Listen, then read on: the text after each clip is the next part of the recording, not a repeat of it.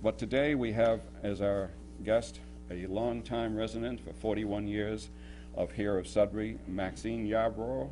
She was born and raised in Alabama and educated there too. She has a MA in music and a major in piano from the Manhattan School of New York, and has taught in Lincoln for 4 years, in Sudbury for 5 years, and then became the METCO director of the METCO program. Okay. What was this? Okay. For 18 years. And retired 3 years ago from that program. And so I believe, I've known her mostly from her METCO experience here, but she is, as I say, lived here for 41 years, married to Dean Yarbrough, and has 4 children. And Maxine, go to it. Thank you.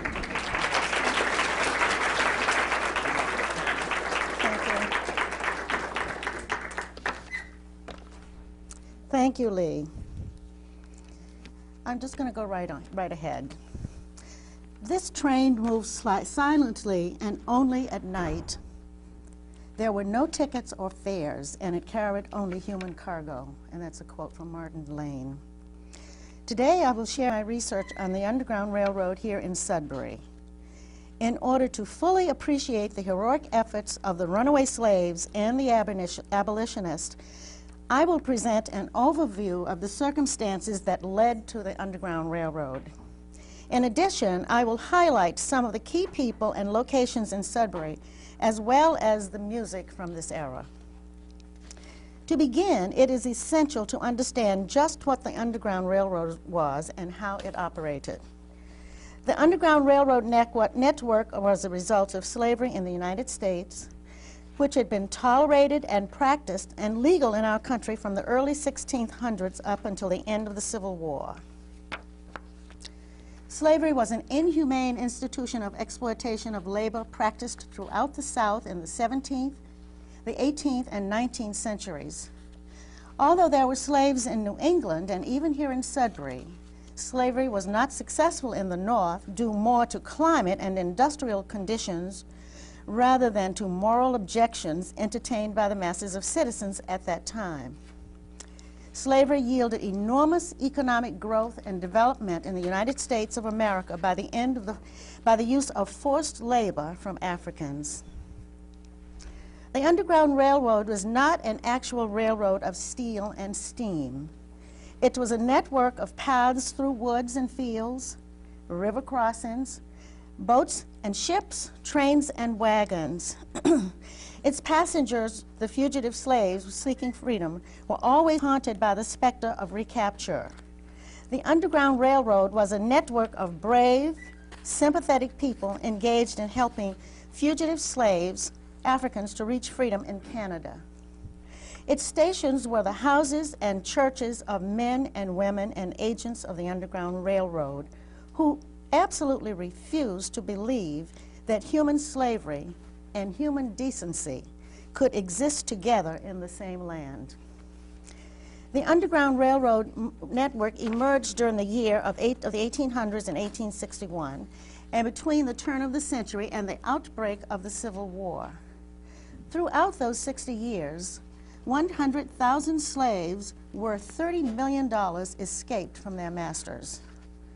Many of the Underground Railroad routes went through Illinois, Indiana, Michigan, Ohio, Pennsylvania, New Jersey, and the New England states into Canada. In 1777, Vermont adopted a constitution in which slavery was forbidden. Within the next 27 years, Pennsylvania, Massachusetts, New York, and New Jersey took such action. And I hope you get a picture that these are the northern states. By ordinance in 1787, slavery was prohibited in those states of the Northwest Territory.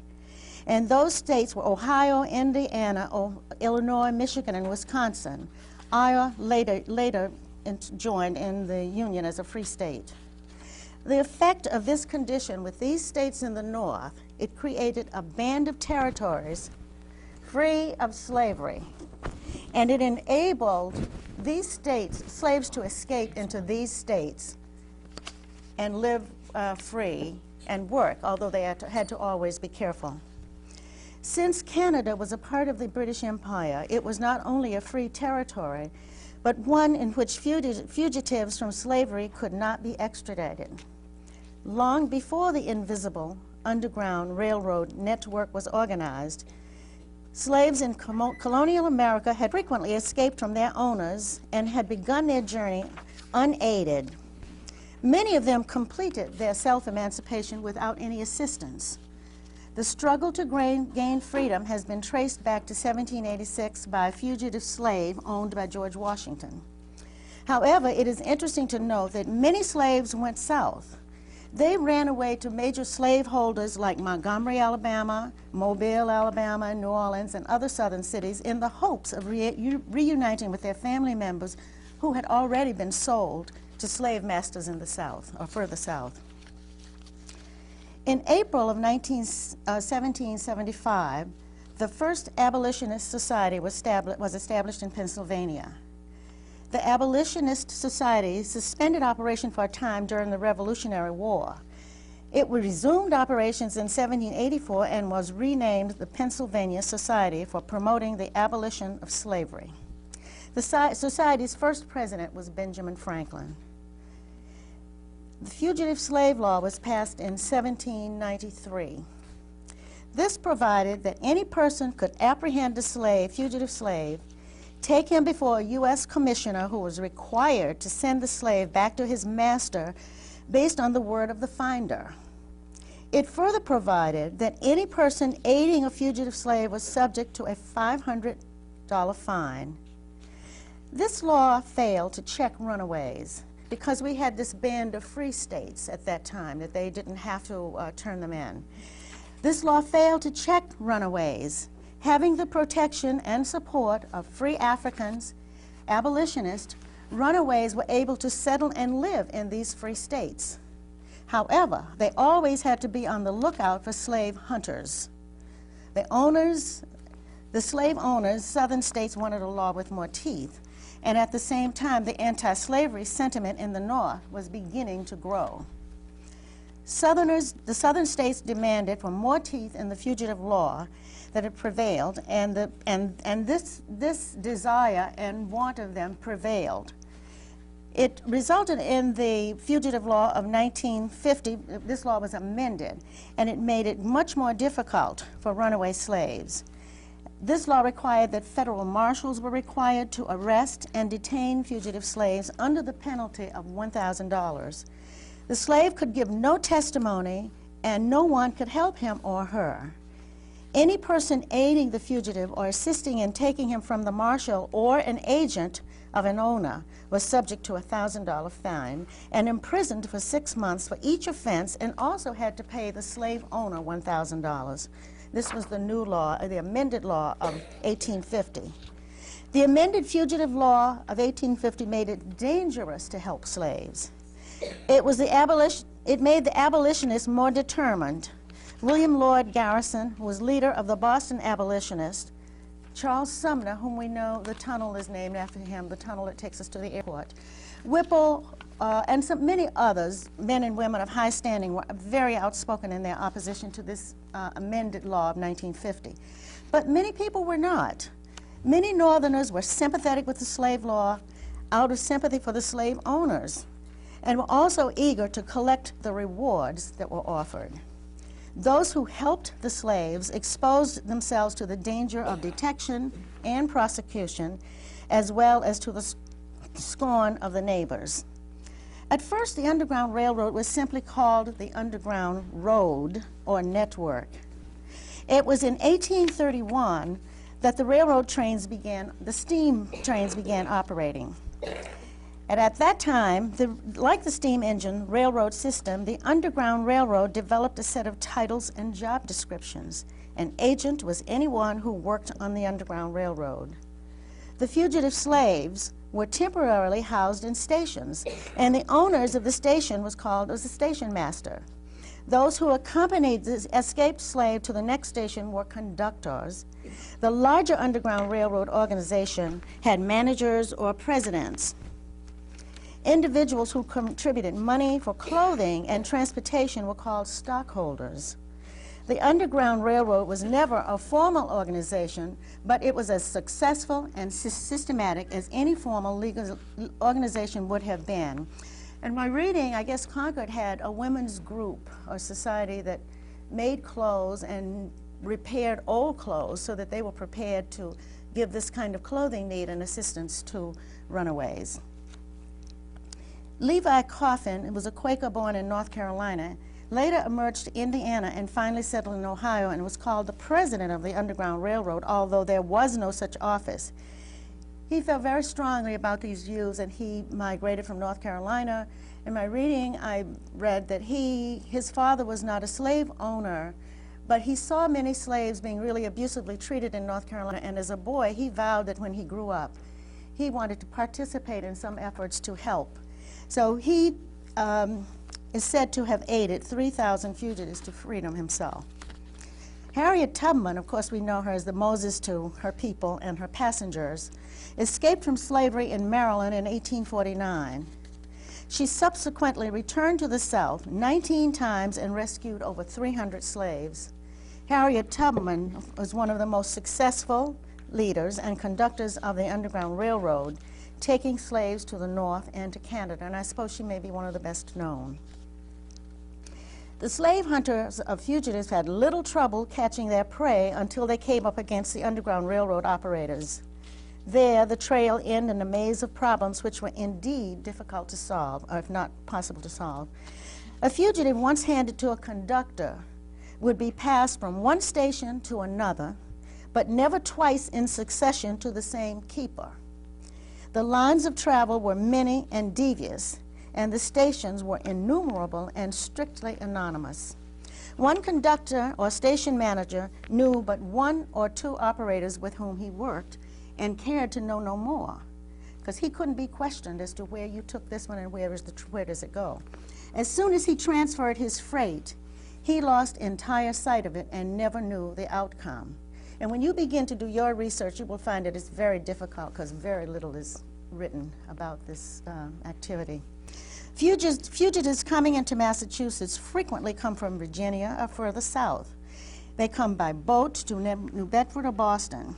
Many come through Concord or Worcester, heading for the Connecticut River on their way to Canada. Others went north from Boston, Maine, and New Hampshire. Because Boston was closely watched by slave hunters, outlying towns such as Newton, Sudbury, Concord, Wayland, Acton, Stowe, in addition to Townsend, Dunstable, Boxborough, Lancaster, Leominster, and others became stations. A typical trip was from Boston was to Sudbury or Wayland, and then from Lancaster on to Fitchburg, and then on to Canada. There's no mention of where the Fitchburg trip led from there, no towns in New Hampshire, because that was secret and folks on this end wouldn't have known. The average distance between stations was 12 miles, which was the distance that a healthy slave could walk, or that a wagon could travel overnight and return. All travel was done at night except in emergencies. Hiding places in the stations were diverse. They included attics, basement, cupolas, bare closets, false walls, large ovens, secret rooms, and secret tunnels. The wagons in which the slaves were transported also had hidden compartments under false floorboards, and some had trap doors. The slaves were covered with blankets, heavy straw, produce, and when they were walking through the town, escaped slaves were given hoes, rakes, and scythes to carry so that they would appear to be working locally. The tools were returned upon reaching the next station, where they would be used again for the next group of escaping slaves. Slaveholders looked upon the Underground Railroad as organized theft. Under the Constitution of the United States, it was organized theft because slavery was illegal, and the slaves were the legal property of the slave owners. Slavery was upheld as a matter of economic necessity for the agricultural South. Buying and selling at auctions was a sort of human stock market and a major source of income for many. Not only did the South benefit, entrepreneurs in the industrial North benefited and were eager to purchase cheap slave produce and raw material. Many of the slave ships were built right here in New England in the shipyards, right here in New England. Few American communities were tolerant of the Underground Railroad. Many more were less so. For conductors who were caught, the penalty for aiding a fugitive included ruin of their livelihood, of their community standing, imprisonment, and perhaps even hanging. There are many accounts of heroism during these times. The fugitive slaves, men and women who were extremely brave, so too were those who helped them freeing from bondage, black and white of the North and South, Native Americans, and members of such religious groups as the Quakers, the Baptists, and the Methodists. And they did this at the risk of their own lives, fortunes, and personal liberties. Why slaves ran away? Why did they run away? Some of the reasons that prompted slaves to go on the run included dissatisfaction with a new master, a strong desire to be free, forced harsh labor, break up the family units, rape and sexual abuse, excessive and brutal beatings. This cruel and harsh punishment caused many slaves to flee. Slaves were chained and beaten while wives, husbands, mothers, fathers, children, and relatives were forced to watch. This was to teach them to be humble and obedient. However, all slaves were not docile, and there existed a depth of hostility felt against their owners and overseers. Many historians have talked about day-to-day resistance by the slaves involving crimes against property, such as pulling down the fences, sabotaging farm equipment, damaging the boats, ruining their clothes, working slowly and taking unscheduled breaks, performing careless or sloppy labor when planting, and etc. They knew the punishment for these actions would be severe. An excellent overlooked source of information as to why slaves ran away can be found in narratives of ex-slaves. This was a task that was undertaken by the Federal Writers Project. Those ex-slaves were interviewed and their narratives were recorded. I want to read two such narratives to provide a glimpse, just a small glimpse into why slaves ran away. The first narrative talks about an auction which was synonymous with the breaking up of families. The most emotional scene took place at the foot of the auction block. My brothers and sisters were bid off first, and one by one, while my mother, paralyzed with grief, held me by the hand. Her turn came, and she was bought by Isaac Riley of Montgomery County. Then I was offered. My mother, half distracted with the thought of parting forever from all her children, pushed through the crowd while the bidding for me was going on to the spot where Riley was standing. She fell at his feet and clung to his knees, entreating him in tones that a mother could only command to buy her baby as well as herself and spare to her at least one of her little ones. This man disengaged himself from her with violent kicks and blows. I must have been between 5 and 6 years old. From the time the stars began to fade from the sky in the morning until they reappeared in the evening, the slaves worked at cotton and everything else that had to be done on the plantation. Each day began and ended as the previous day had. When the order to halt was finally given, it was weighing in time. Each slave was expected to pick at least 200 pounds of cotton a day. That was a minimum for everybody. Generally, the overseer learned how much more that each slave could pick, and of course that became his daily task. This following narrative, or is description of life on the plantation, are the words of an ex-slave, Solomon Northup. Solomon Northup was born free in the North, kidnapped by slave traders, and sold into slavery. He'd never been a slave. For 12 years, he worked as a slave in Louisiana. And this is his narrative. The day's work over in the field, the baskets are toted. In other words, carried to the gin house where the cotton is weighed. No matter how fatigued and weary he may be, no matter how much he longs for sleep and rest, a slave never approaches the gin house with his basket of cotton, but with fear. If it falls short in weight, he has not performed the full task appointed to him. he knows that he must suffer. And if he has exceeded it by 10 or 20 pounds, in all probability, his master will measure the next day's task accordingly. It was a rare day passed without one or more whippings. This occurred at the time the cotton was weighed in. The delinquent, whose weight had fallen short, was taken out, stripped, made to lie upon the ground face downward, when he received punishment proportionate to his offense. And the literal, unvarnished truth that the crack of the lash and the screeching of the slaves can be heard from dark till bedtime on Epps plantation, any day, almost every day during the entire period of the cotton picking season. The number of lashings is graduated according to the number of cases. 25 are deemed a mere brush inflicted. For instance, when a dry leaf or piece of boll, that's a boll weevil, is found in the cotton, or when a branch is broken in the field. 50 lashes is ordinary penalty following all delinquencies of the next higher grade. 100 lashes is called severe. It is the punishment inflicted for the serious offense of standing idle in the field. Music has been an essential ingredient in every aspect of the life of the Africans.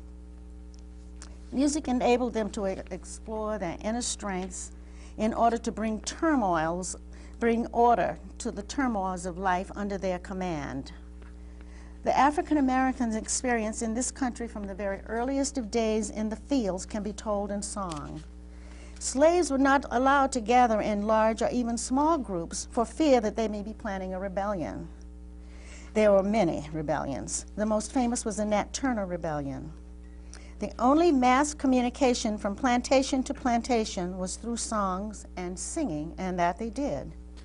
Their coded spirituals conveyed every hidden signal imaginable, signals for escaping, for hiding, and expressing danger, and many more. Slaves used the Bible as a source for their religious interpretation of lyrics. Frederick Douglass once said, "A keen observer might have detected Canada in our repeated singing of, detected Canada in their repeated singing of, 'O Canaan, sweet Canaan, I am bound for the land of Canaan.'" The slave masters were totally unaware of what they were communicating. They thought of them as just as happy singing slaves. I want to dispel this lie that history has promoted throughout the years, that the slaves were happy because they were always singing. An example of that is here. I experienced 2 summers ago in Framingham. I was with a group of people, and we were touring some of these sites. And in that Baptist church at Framingham Center, we visited there, and the minister took us upstairs into an area, a very tiny area, and we went these tiny stairway.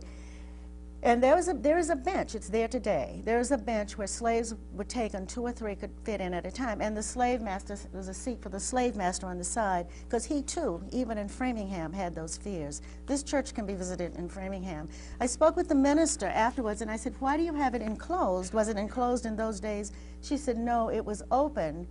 But in recent years, we decided to close this." And I said, "You should have it open because people need to ask questions about that. Children need to find, why is this? This is American history, and we need to let them know about these things." My grandparents, who are here, were born into slavery. My grandmother remembered, this is very emotional.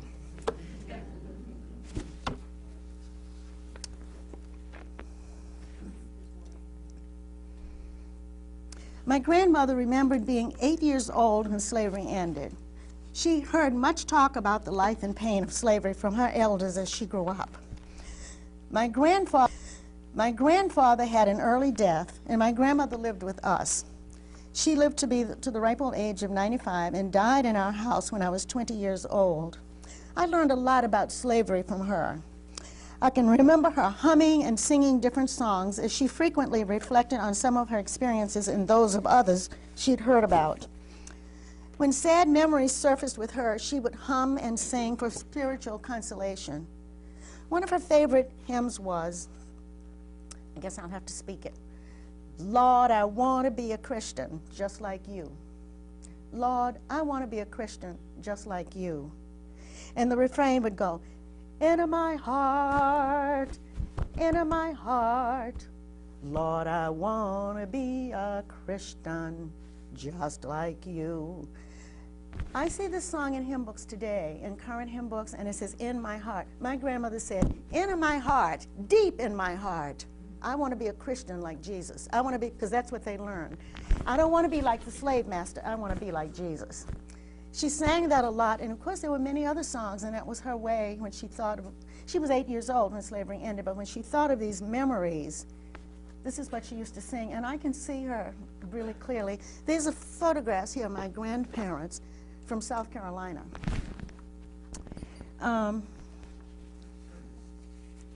When Harriet Tubman and other conductors were about to lead a group to freedom, the announcements were made through song.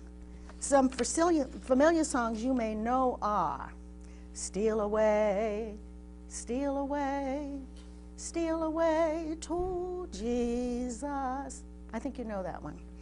Another one might have been Get on board, little children, get on board. Little children, get on board. Little children, there's room for many more. The gospel trains are coming, I hear it round the bend. Know that one? Another song that was sung was Wade in the Water.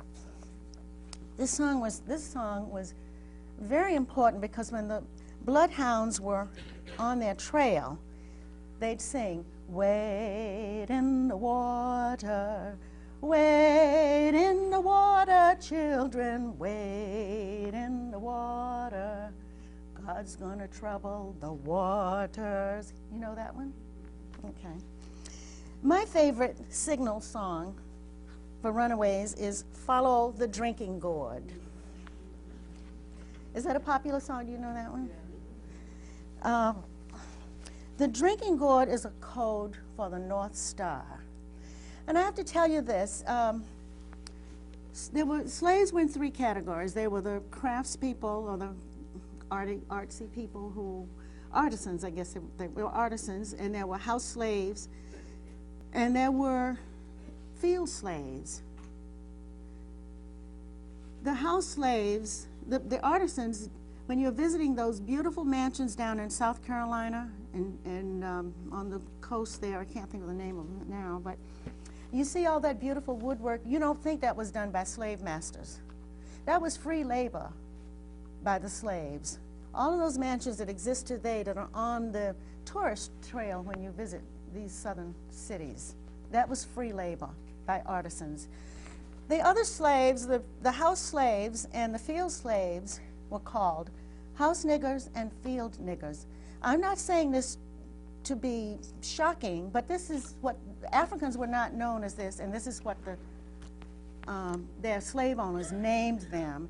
And I'm not saying giving you permission to say that and call me that. But this is American history, folks. This is American history. That's what the slave owners called them. And these terms, unfortunately, have followed us till today. And they did not originate from Africa.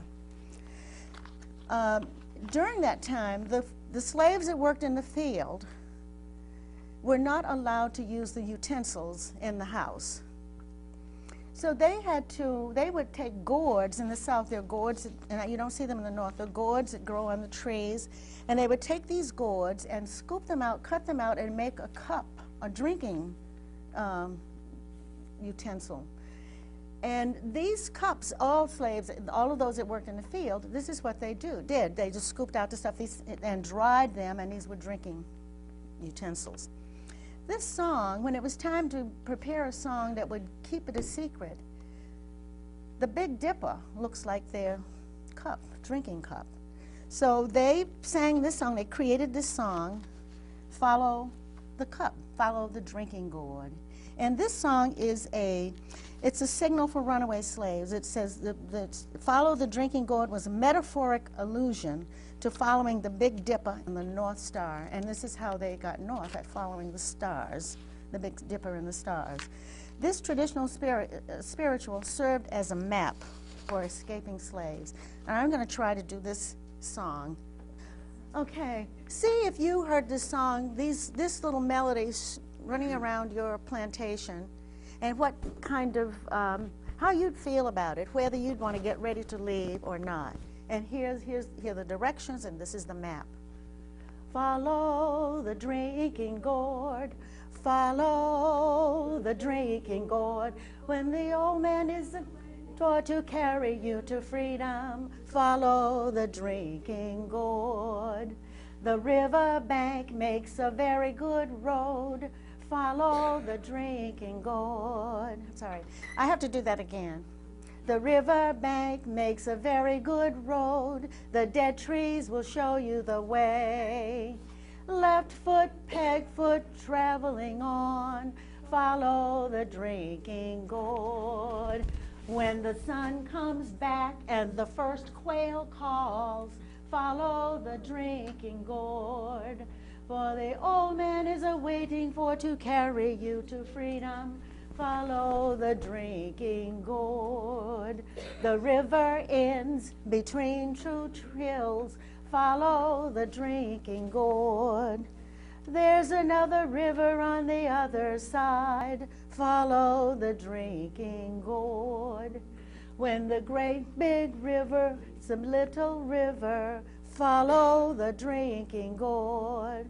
For the old man is a-waiting for to carry you to freedom, follow the drinking gourd. And the refrain, follow the drinking gourd, follow the drinking gourd. For the old man is a-waiting for to carry you to freedom, follow the drinking gourd. How many would be ready to start walking on this unknown distance with those directions? No maps, these are the directions. I think it's just wonderful that these directions and all this could be communicated through song. Now let's look at how Sudbury plays into this. As you know, with the secrecy of all of this, it's really digging to find material. Not material, but to find these sources. This is Mr. Enoch Kidder. Okay, thanks. Enoch Kidder built his shoe shop next to his home sometime between 1820 and 1831. According to Hudson's History of Sudbury, Kidder had the most substantial shoe business in Sudbury. He manufactured boots and shoes, having learned tanning of leather before moving to Sudbury. Kidder's most prestigious customer was the Faxon and Company, and I use that name because we had some Faxons in Sudbury we knew that came from Boston, who was ministered first at the Episcopal Church. He might have been related. They were the oldest and most prestigious shoe business in Boston. His reputation for workmanship was far and wide. His shoe store was one of the last places where the old tongue boot was manufactured. On the first floor of this two-story building, Kidder operated a grocery store. On the second floor, it was a gathering, it was a shoe shop. That's where he had his shoe manufacturing. And this information is from Hudson's History of Sudbury. It is stated that Kidder's second floor shoe shop was a gathering place. It had a certain ambience with walls covered with pictures of a patriotic and political nature. This was where the abolitionists met, and it gives me the feeling that there were many, just reading that. So somebody will have to dig that out. And there were many abolitionists. This is where they met and hotly argued their cause.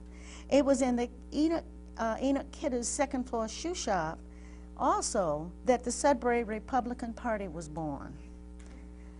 Enoch Kidder was a captain of the militia and representative to the legislature. Next door to the Kidder shop, and that's where the Hills jewelry store used to be, those of you that might remember that, was where it was his house. And he built the house before he built the store, and he did a little bit of business out of his house. Mrs. Kidder could be found at the house which was next door. She loved flowers and gardening and later became the town florist. In the early 1880s, this building was converted to a residence and was part of the John B. Gondola's property. In the early 1900s, This building was converted back to commercial use when Forrest Bradshaw had a store at this location. I remember that.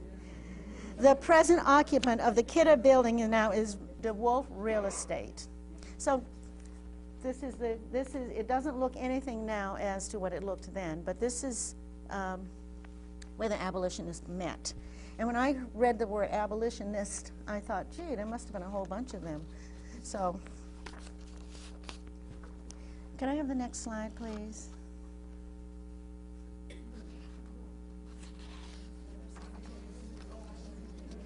Okay, I'm going to save these till last.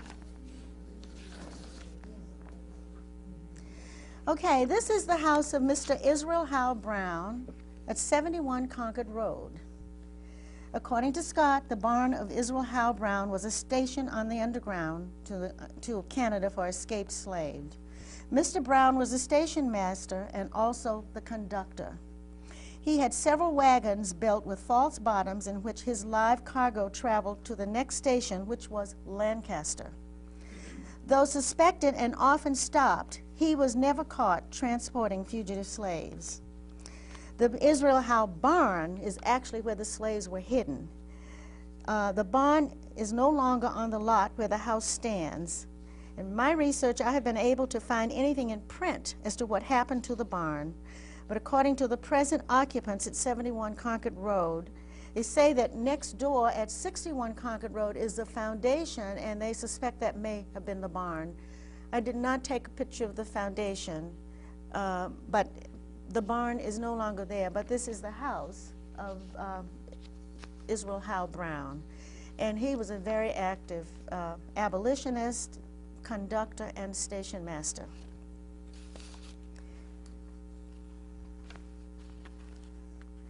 The Wadsworth Cemetery.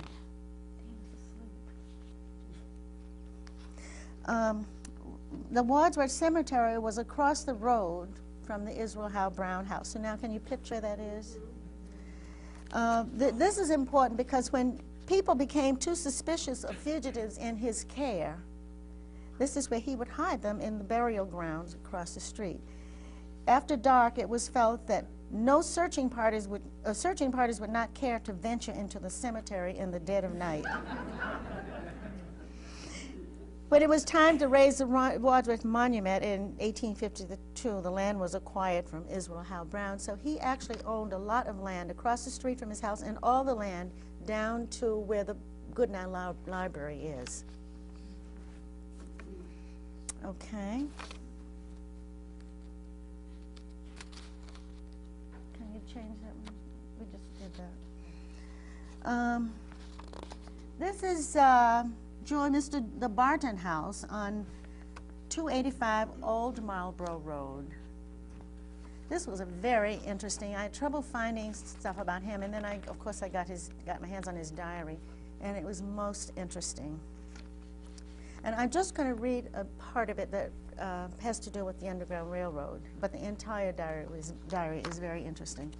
According to George Washington Barton, Jr., who wrote this of his father, wrote the diary, he says his father was a strong supporter of states' rights.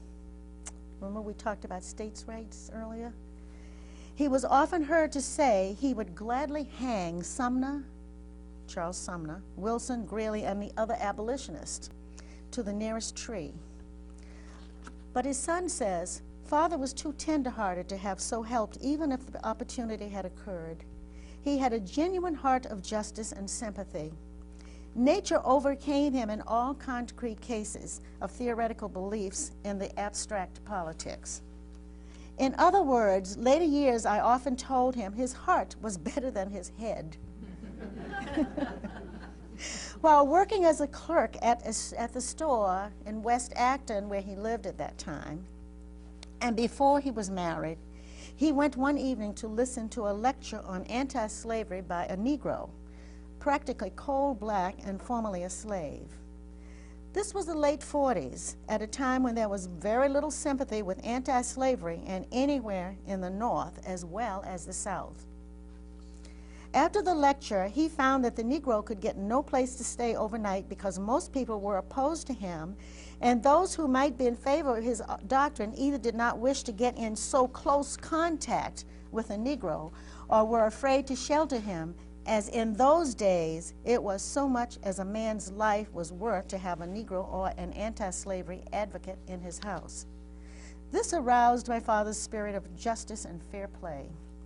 He went to the Negro, explained who he was, saying that he slept in the country store where he had a room and a bed, and that if he, the Negro, would care for his accommodations, he was welcome to one half of the bed and the use of the room. The offer was greatly accepted, and my father took the Negro home with him and shared his bed and room for the night. He always helped all those Negroes who came to him with food and clothing, and this trait was so well recognized that the strongest abolitionist neighbors, there's that S on those words again, abolitionist neighbors would send Negroes to him as to one of themselves for assistance as they were passing through north before or during the war. Just put it here, Amy. I have within my recollection seen, and this is the son talking, 11 Negro men, women, and children at our house at one time being furnished with food and clothing. I never knew my father to be threatened with ill treatment as some were, and I presume that it was the fact that he was recognized that his heart was in the right place, whatever were his doctrines. Isn't that beautiful? I went to the house, and we were not encouraged to take pictures inside, and we didn't. But the present occupant said that she was told stories. She's a descendant, actually, from Mr.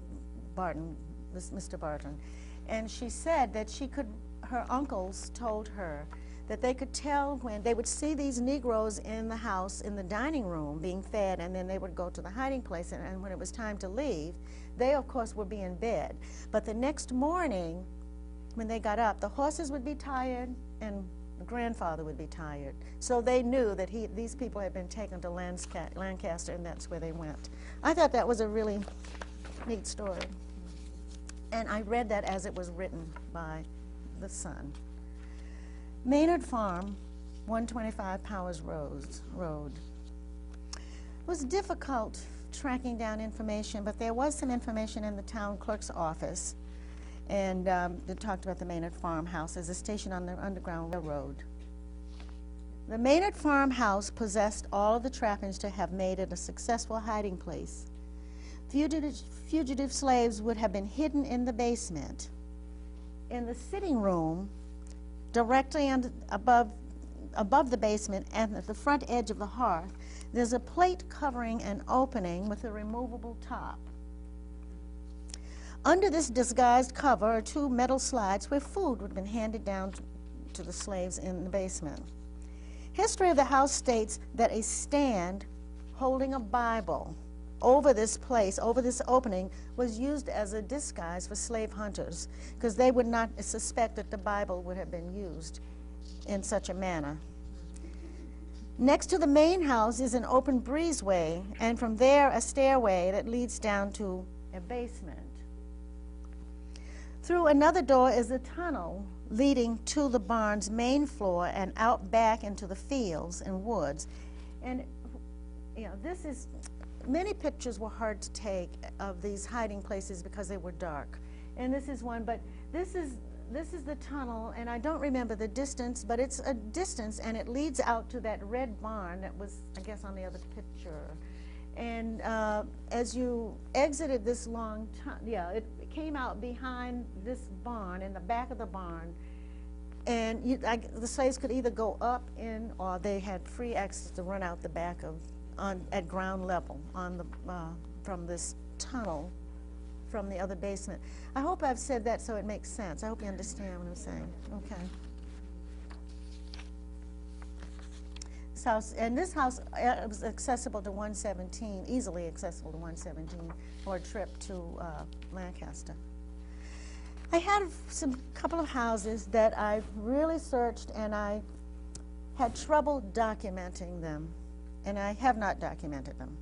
But I really think they were stations on the railroad because they just had lots of visual evidence that these houses would have made excellent hiding places for fugitives, and therefore could have been stations on the Underground Railroad.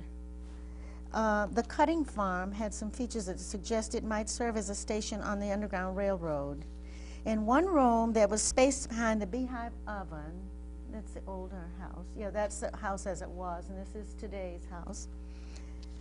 There's space behind the beehive oven. Here it is.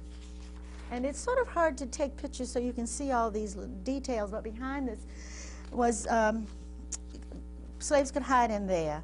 And on the other side, the room in back of that room, yeah, that's a bigger picture where they'd go in and hide. And we have the next one where you can see a window on this side here, and that was used to pass food from here, to pass food through to the slaves. So this house has all the trappings of being a house that would have been on the Underground. I just could not find any word in any of the readings that said this was a house on the Underground Railroad. But I wanted to share it because the family let us take pictures, and it really does seem to be a house that might have been on the railroad. I think the evidence, it just isn't written. And it may be, I just couldn't find it. There was another house. This is the Asa Jones house, and it dates back, where are we? Oh, okay, thank you. To 1790, which was at a time, I mean, this was well after the Indian, where people would have been hiding from Indians. So this house, too, seems to me that it would have been an appropriate place for hiding. In one of the rooms, there was inconspicuous movable door that the owners absolutely moved, and we saw it. Dean took pictures, but there was just not enough light for them to come out, and I'm sorry we don't have those. That's the reason. Also, and between, when we took this door down, there was hiding space in there between those walls. And they also had in another part of the house, they had a door concealing space around in a chimney. And we took picture of that, but the light prevented it from coming out well enough to display here. The Jones name dates way back in history of Sudbury. Although Asa Jones' name is mentioned in the Hudson's History of Sudbury, there is no mention of any political interest or social activism. One of the things that I looked for when I saw that a person was politically active, then I would go somewhere else to find out what kind of political activity they were supporting. And if they were Republicans, which was the liberal party of that day, then I would keep looking. But of course, there were also Democrats that believed in the doctrine of the Democratic Party, but were also people, as Mr. Barton Jr. says, had good hearts and were supportive of people being free. I'd just like to read about two abolitionists. I noticed when I was in Concord and other libraries, they always listed their abolitionists, so I just thought I'd name two abolitionists other than Enoch Kidder. I thought his house was important because a lot of stuff went on there. The Republican Party, he was a strong abolitionist. There are two others. One is Mr. Sewell Hunt, who lived on 50, his house was on 50 Raymond Road. He was a descendant of Mr. William Hunt, and was the last son of a family of 10 children. Mr. Hunt was for more than 50 years a member of the Congregational Church of Sudbury. In political matters, he was always in advance of his times, being an abolitionist, when to be sure required strong convictions and great moral courage to be an abolitionist. He was the first and for 2 years the only voter in Sudbury of the old Liberty Party, and for 2 years he was a candidate for the Free Soilers for representative to the General Court. The Liberty Party was a very liberal party, and it had that name, and the Free Soilers was also a liberal organization, so he belonged to those, and that was a fairly widespread party. I mean, that went out through the western part of New York and the state. This is just an additive I thought would be interesting. The Hunt family for more than 50 consecutive years kept a family store in South Sudbury. Mr. Hunt worked in the family store that was built in 1840. This property had a dual purpose, and it was commercial and residential. In 1924, the property was converted to a restaurant and began serving Swedish cuisine. It was known as the Svensk Kaffestuga. And it was the first restaurant to serve foreign-style food in Sudbury. And of course, you now know it as the Chinese restaurant. What is it? Lotus Flower. Yes. Yeah. Is that all I have? Okay, I have one other abolitionist. Oh, may I just say about Mr. Hunt? I guess from my reading, although it never stated this, I kind of suspected Mr. Hunt's house on Raymond Road may have been a station, and I think there needs to be further work on that. I just couldn't find it, so I think it might have been. The other abolitionist that I discovered was Mr. Israel Haynes. And this defies my earlier search, assignment to people's political activity. Israel Haynes was an old-time Democrat. He was a town representative in the general court just before the Civil War. But when Republican Charles Sumner, who was really an abolitionist in Boston there, sought election to the United States Senate, the vote in the legislature was tied. And it was Haynes from Sudbury who broke ranks and voted for him. Thus, a Sudbury man sent Charles Sumner to Congress, and Sumner's vote in 1861 is credited with swinging the majority for war with the South. This is the Civil War. I thought that was kind of interesting, too. I read a lot of interesting stuff, but I had to really just be focused because this was to really find Underground Railroad stations. But the history is very interesting. You must dig and dig, but it's truly interesting history. In conclusion, I'm not in conclusion. Dean and I went to Lancaster, and I think we both left home thinking, let's go get a photograph of the station, and we were just so into these times that there was no station, there were houses. So when we got there, we went to the Historic Commission and sort of were grounded there saying, oh no, there were houses.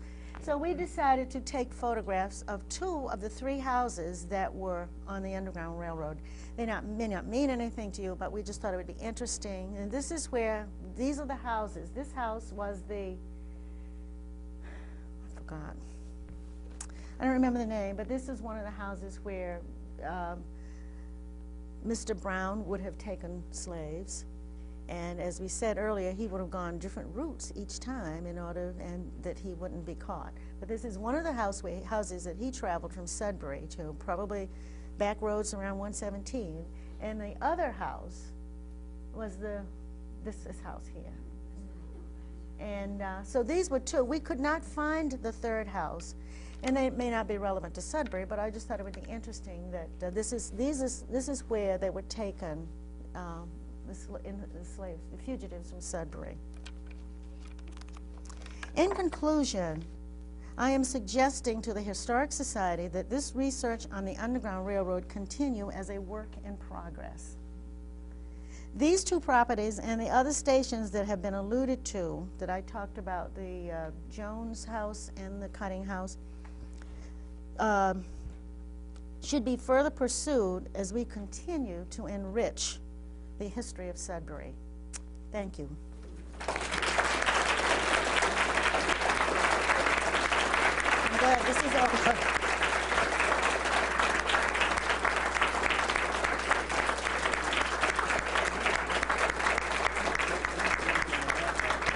Okay.